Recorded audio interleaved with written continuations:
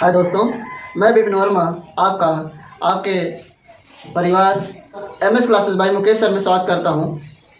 जैसा कि आप लोगों को पता है, भूगोल का पहला सीरीज जो था क्वेश्चन का, बहुविकल्पी जो क्वेश्चन थे उनका पहला सीरीज जा चुका है और दूसरा सीरीज आज हम लेकर आए हैं, जिसमें 10 क्वेश्चन होंगे और वह 10 क्वेश्चन आपके एग्ज़ाम दृष्टिकोण से बहुत ही महत्वपूर्ण होंगे दोस्तों जी। और आप लोगों से एक आग्रह है या निवेदन समझ के इसको स्वीकार करिएगा कि आप लोग इस वीडियो को देखिएगा और देखने के बाद लाइक और शेयर जरूर कीजिए, अपने दोस्तों के पास भेजिए, जिससे उनको भी इसके बारे में पता चले और उनको अच्छा कंटेंट प्राप्त हो, जिससे वे एग्ज़ाम में कुछ अच्छा कर सकें, अपने माता पिता का नाम रोशन कर सकें जी। दोस्तों, ज़्यादा बात न करते हुए सीधा हम आते हैं अपने टॉपिक पे। तो यह भूगोल का दूसरा खंड है, दूसरा सीरीज है ऑप्शनल वाले क्वेश्चन का जी। इसमें पहला क्वेश्चन क्या है आपका, कह रहा है निम्नलिखित में से संभावित संसाधन है। निम्नलिखित में से संभावित संसाधन है, संभावना जिसकी संभावना बन रही हो, फ्यूचर में जिसकी संभावना बन रही हो कि इससे हम कुछ न कुछ प्राप्त कर सकते हैं या कुछ इससे हम कार्य कर सकते हैं जी। दोस्तों, तो हम अब ऑप्शन देखते हैं। ऑप्शन में क्या क्या है, कोयले से तो आजकल काम हो ही रहा है, आप लोग देख रहे हैं कोयले से काम हो ही रहा है। लोग पहले क्या था, कोयले का यूज जो है लोग करते थे किसमें, ट्रेन को चलाने में जी, ठीक है। उसके बाद अन्य कामों में भी इसका यूज लेने लगे, जैसे बिजली के उत्पादन भी लेने लगे, ठीक है। इसके बाद आता है पेट्रोलियम। पेट्रोलियम आप जानते हैं, पेट्रोलियम से पहले इसको खान से निकाला जाता है, ठीक है। उसका एक खान होता है, जैसे तेल है, ठीक है, सारी चीज़ें हैं, तो इसका खान होता है। उसके बाद इसको क्या करेगा, तो उससे निकाला जाता है। निकालने के बाद रिफाइंड वाली कंपनी में ले जाते हैं, रिफाइंड करते हैं। रिफाइंड करने के बाद 3-4 प्रकार के जो तेल होते हैं आपके, कैरोसिन से लेकर के पेट्रोल, डीजल आदि चीज़ों को निकालते हैं, ठीक है। उसका यूज हम कर ही रहे हैं। ये संभावित संसाधन नहीं, पवन ऊर्जा आपके। इसके बाद बॉक्साइट है, बॉक्साइट को आप चट्टानों की सहायता से चट्टानों को तोड़ फोड़ करके क्या करते हैं, उससे बॉक्साइट निकालते हैं, ठीक है। इसके बाद इसका यूज भी हो रहा है, इसका भी यूज हो रहा है और इसका भी यूज हो रहा है। बस आपका बचता क्या है, पवन ऊर्जा। पवन ऊर्जा से अभी ज़्यादा काम नहीं हो रहा है, या संभावना जताई जा रही है कि पवन ऊर्जा का उपयोग करके हम बिजली का उत्पादन कर सकते हैं।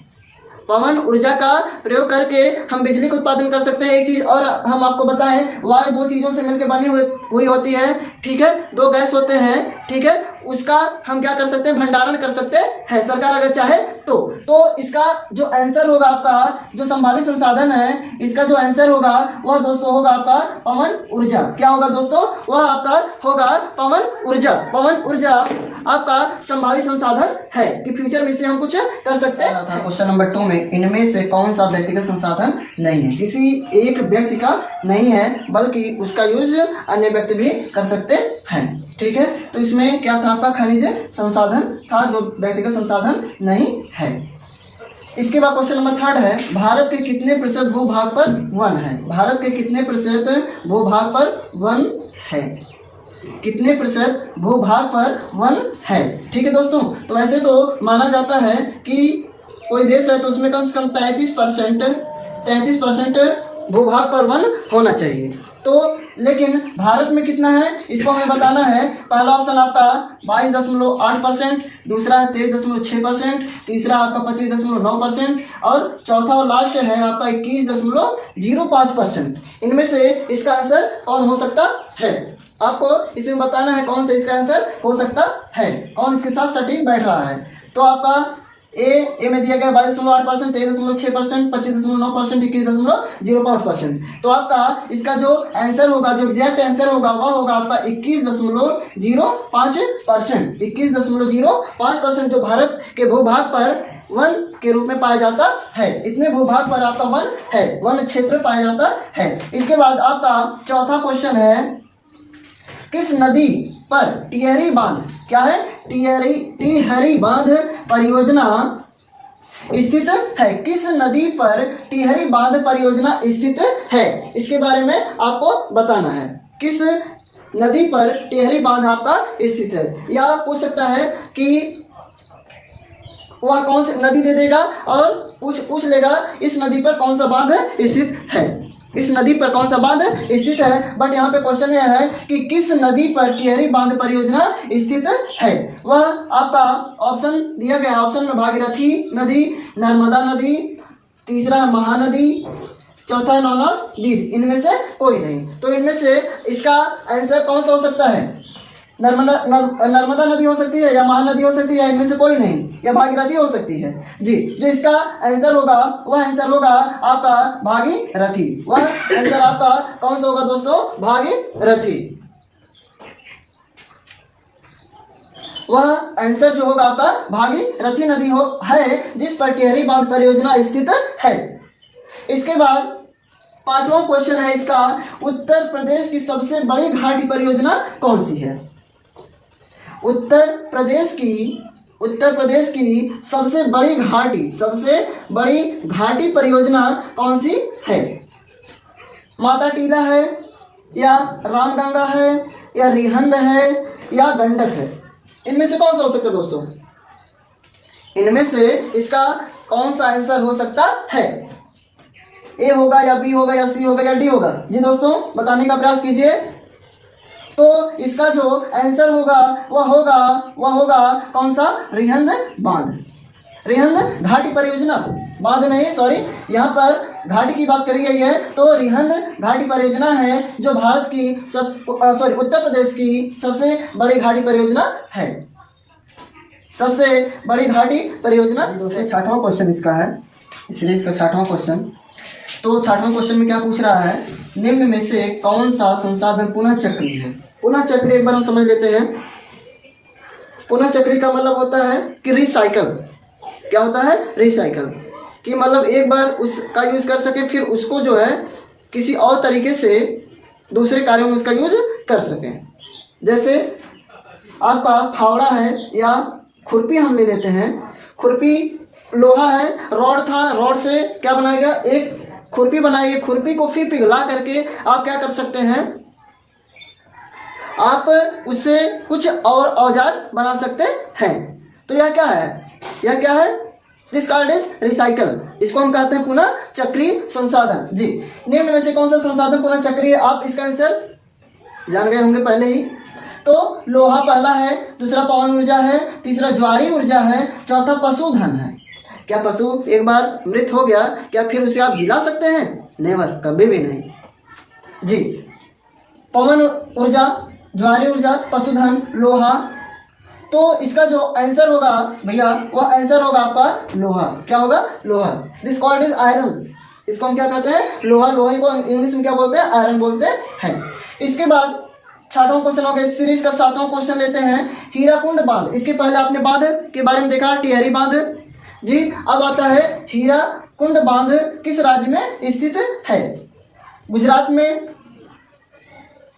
हीराकुंड बांध, गुजरात में, आंध्र प्रदेश में, ओडिशा में, या महाराष्ट्र में। हीराकुंड बांध कहाँ पर स्थित है। यदि आप इसका बुक का एक्सप्लेनेशन पढ़े होंगे, बुक आप पढ़े होंगे, तो इसका सटीक आंसर आपको तुरंत मिल जाएगा। अगर नहीं मिल रहा कोई बात नहीं है, MS क्लासेस आपके साथ है। तो इसका जो आंसर होगा वह आपका होगा, क्या होगा, वह आपका होगा उड़ीसा। उड़ीसा में हीराकुंड बांध है। वह कौन सा राज्य जिसमें हीराकुंड बांध स्थित है, तो हीराकुंड बांध वह राज्य है उड़ीसा। इसके बाद आपका 8वां क्वेश्चन है, बांधों को भी कहा जाता है। बांधों को भी कहा जाता है, क्या कहा जा सकता है, फिश कैन यू से, आप क्या कह सकते हैं। आप इसको कह सकते हैं, क्या कह सकते हैं, आप ऑप्शन पहले ले लेते हैं। बहुउद्देशीय परियोजना, सॉरी यहाँ पे मिस्टेक हो गया थोड़ा सा, परियोजना यहाँ लिख लेंगे, परियोजना जी। बहुउद्देशीय परियोजना, जल स्रोत, बाढ़ नियंत्रण का उपाय, या नॉन ऑफ दीज जी। दोस्तों कौन सा हो सकता है जी। इसका जो आंसर होगा वह होगा बहुउद्देशीय परियोजना। बहुत उद्देश्य के लिए बांधों को बनाया जाता है, किसी एक ही उद्देश्य के लिए नहीं बनाया जाता है, बल्कि बहुत उद्देश्य उसके होते हैं। इसके बाद 9वां, इस सीरीज का 9वां क्वेश्चन है, लास्ट टू फर्स्ट, बायोडीजल फसल कौन सी है। बायोडीजल फसल कौन सी है, बायोडीजल फसल कौन सी है दोस्तों। वह फसल कौन सी है जिसे बायोडीजल प्राप्त होता है, वह सूरजमुखी है, अरंडी है, या जैट्रोफा है, जैट्रोफा होता है, जैट्रोफा है, या नारियल है? कौन सा हो सकता है इसका आंसर दोस्तों? सोचिए, दिमाग पे प्रेशर भी डाल लिया करिए कभी कभी। जी, हम लोग तो आंसर बताते ही हैं, लेकिन कभी कभी दिमाग पे जब प्रेशर डालेंगे तो आपको इसका आंसर मिल ही जाएगा। अगर आप पढ़े होंगे तो, अगर आप बुक को पढ़े होंगे या कहीं और पढ़े होंगे तो आपको इसका आंसर तुरंत मिल जाएगा। जी, इसका जो आंसर होगा, बायोडीजल फसल कौन सी है? तो बायोडीजल फसल जो है आपकी कौन सी है? सूरजमुखी हो सकती है, अरंडी हो सकती है, जैट्रोफा हो सकता है, नारियल। जी, इसका जो आंसर होगा वह C for cat, C for Chennai, तो जैट्रोफा। इसका जो आंसर होगा वह जैट्रोफा होगा। सी फॉर केयर भी होता है, जान लीजिए, केयर के मतलब ध्यान देना। आपका एग्जाम है, सी को आप याद कर रही है, सी फॉर केयर। जी, जैट्रोफा हो गया। इसके बाद इस सीरीज का लास्ट और अंतिम क्वेश्चन दोस्तों हम देखते हैं, ऑपरेशन फ्लड। ऑपरेशन फ्लड, ये हमें लगा ये बेहद इंपॉर्टेंट क्वेश्चन आपके एग्जाम में पूछ सकता है। तो ऑपरेशन फ्लड, श्वेत क्रांति जिसको कहते हैं, श्वेत क्रांति जिसको कहते हैं, वह किससे संबंधित है? किससे संबंधित है? ऑपरेशन फ्लड या श्वेत क्रांति आपसे पूछ सकता है। श्वेत क्रांति दे देगा या ऑपरेशन फ्लड दे देगा, या दोनों दे देंगे, ऑपरेशन फ्लड या श्वेत क्रांति, इनमें से कौन सा हो सकता है? नमक उत्पादन, कहेंगे हाँ यार नमक भी होता है सफेद, श्वेत होता है। उन तो कई रंग में पाए जाते हैं ना दोस्तों। इसके बाद दुग्ध, हाँ यार दूध होता है ना, दूध सफेद होता है, आप ऐसा सोच सकते हैं। और नॉन ऑफ दीज, जिनको कुछ नहीं पता होगा दोस्तों कहेंगे नॉन ऑफ दीज यार हो सकता है इनमें से, ठीक है, इनमें से नॉन ऑफ दीज कोई नहीं हो सकता है। यह भी सफेद होता है, यह भी सफेद होता है, यह भी सफेद होता है, या नॉन ऑफ दीज इनमें से कोई नहीं होते हैं, या कह सकते हैं सभी नहीं, इनमें से दुग्ध उत्पादन, कौन सा? दुग्ध उत्पादन इसका आंसर हो जाएगा। ऑपरेशन फ्लड या श्वेत क्रांति संबंधित है दुग्ध उत्पादन से। जी दोस्तों, यहीं पर यह सीरीज का जो 10 क्वेश्चन था खत्म होता है। हमें आशा नहीं, पूरा विश्वास है आप इस सीरीज को बखूबी तरीके से देखेंगे और अपने मन मस्तिष्क को एक जगह एकत्रित करके पढ़ेंगे, और आपको यह क्वेश्चन जो सीरीज है यह आपको समझ में भी आएगी, और यह क्वेश्चन आपको एग्जाम में भी देखने को मिल सकते हैं। ठीक है, इसको अच्छे तरीके से पढ़िएगा दोस्तों। तो यहीं पर यह सीरीज खत्म होती है। तो MS क्लासेस आपके लिए लगा हुआ है, जब तक आपका एग्जाम खत्म नहीं हो जाता तब तक हम लोग जी जान से लगे हुए हैं। आप लोग सभी सब्जेक्ट को बेहद अच्छे तरीके से देखिए। तो इस सीरीज को देखिएगा और लास्ट में कमेंट करिएगा या कैसा लगा सेशन, यह सीरीज कैसी लगी। और आप लोग जाते जाते शेयर, लाइक और कमेंट जरूर करिएगा। जी दोस्तों, थैंक यू सो मच।